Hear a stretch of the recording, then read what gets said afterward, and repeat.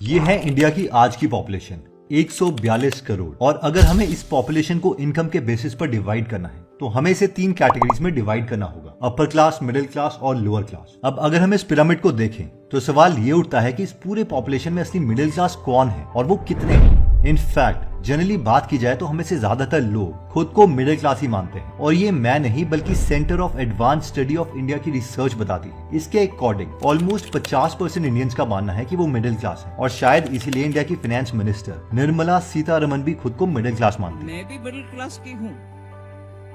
But सिर्फ मान लेने और रियलिटी में फर्क होता है, इसलिए काफी लोगों ने इंडियन मिडिल क्लास को उनके स्पेंडिंग लिमिट से आइडेंटिफाई करने की कोशिश की है। जैसे कि नोबल लॉरिएट अभिजीत बनर्जी के डेफिनेशन के अकॉर्डिंग इंडिया में 80% लोग मिडिल क्लास हैं। ये वो लोग हैं जो पूरे महीने में 5,000 से लेके 25,000 रुपए तक खर्च करते हैं। मतलब इनके 5,000 से 25,000 वाले डेफिनेशन को मान लिया जाए तो मुंबई और बैंगलोर जैसे शहरों में फल और सब्जी बेचने वाला, इवन घरों में काम करने वाले हेल्पर्स भी मिडिल क्लास में आ जाएंगे। और इसीलिए शायद हम में से ज्यादातर लोग इस डेफिनेशन से अग्री ना करें। बट अगर मैं आपको कहूं कि इंडिया का मिडिल क्लास सिर्फ इतना सही है तो हम में से ज्यादा लोगों को यकीन नहीं होगा। बट रियलिटी यही है। प्यू रिसर्च की स्टडी के अकॉर्डिंग महीने में 25,000 से 50,000 रुपए तक कमाने वाले लोग इंडिया का रियल मिडिल क्लास है, और इसमें सिर्फ 3% यानी 4 करोड़ इंडियंस ही आते हैं। और इससे भी शॉकिंग न्यूज ये है कि 95% इंडियंस तो लोअर क्लास कैटेगरी में फंसे हुए हैं और सिर्फ 2% इंडियंस अपर क्लास में है। इस वीडियो में हम 2 रियल लाइफ एग्जांपल से समझते हैं। इंडियन टेक कंपनी HCL 10 साल पहले अपने फ्रेशर को 25,000 की सैलरी दे रही थी। इतने सालों बाद भी यही सैलरी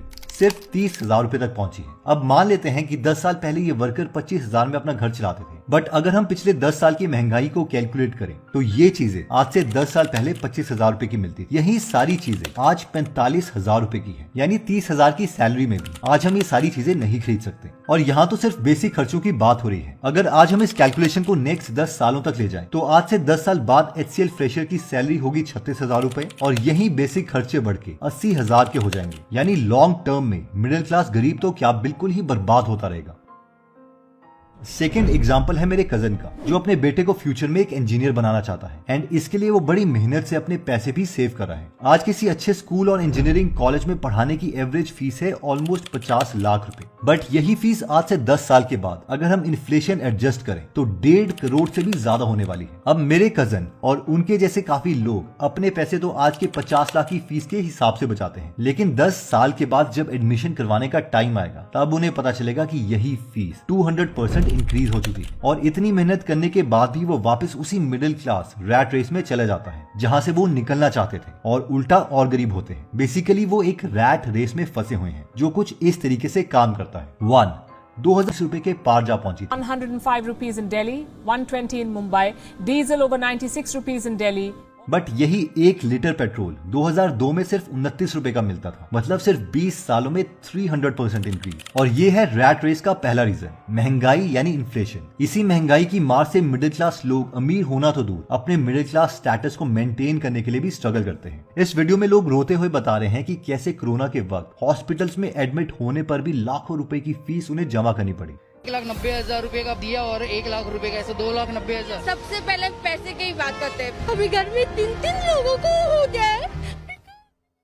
ये है इंडियन मिडिल क्लास की रियलिटी। बीमार पड़ने पर गवर्नमेंट हॉस्पिटल्स में तो उन्हें अच्छा ट्रीटमेंट नहीं मिलता, बट जब वो प्राइवेट हॉस्पिटल्स में जाते हैं तो उन्हें लाखों रुपए का बिल देना पड़ता है। ऊपर से मिडिल क्लास लोगों के पास हेल्थ इंश्योरेंस भी नहीं होता और उन्हें ट्रीटमेंट के खर्चे खुद ही उठाने पड़ते हैं। इनफैक्ट 2019 में की गई एक स्टडी का मानना है कि एक साल में ऑलमोस्ट 5.5 करोड़ इंडियंस गरीबी में चले जाते हैं, क्योंकि उनके लिए अपना ट्रीटमेंट अफोर्ड करना बहुत मुश्किल हो रहा है। And this is the second reason. Third, ज्यादातर मिडिल क्लास घरों में जब कोई पैदा होता है तो सीन कुछ ऐसे होते हैं। मेरा बेटा इंजीनियर बनेगा। ये आपको फनी लगेगा बट रियलिटी यही है कि ज्यादातर मिडिल क्लास किड्स के ऊपर डॉक्टर, इंजीनियर या फिर IAS IPS बनने का प्रेशर होता है। इसके ऊपर आता है पढ़ाई का खर्चा। इकोनॉमिक टाइम्स की रिसर्च के अकॉर्डिंग एक बच्चे को 3 से 17 साल की एज तक अगर किसी प्राइवेट स्कूल में पढ़ाया जाए तो इसका एवरेज कॉस्ट 30 लाख रुपए है।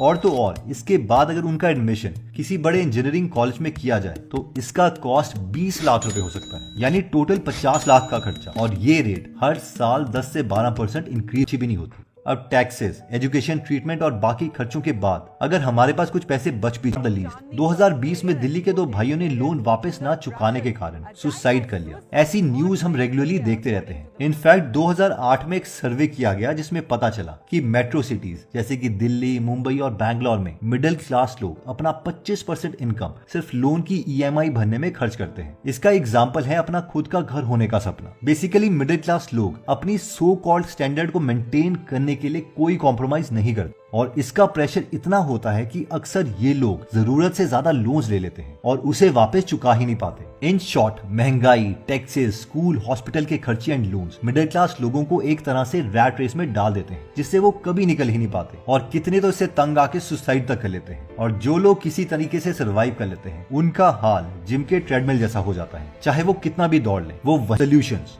बट ऐसा नहीं है कि इस रैट रेस से बाहर निकलने का कोई रास्ता नहीं। किसी भी काम को छोटा या बड़ा ना समझना, ये इंडियन मिडिल क्लास में मिसिंग है और हमें ये सीखने की जरूरत है ताकि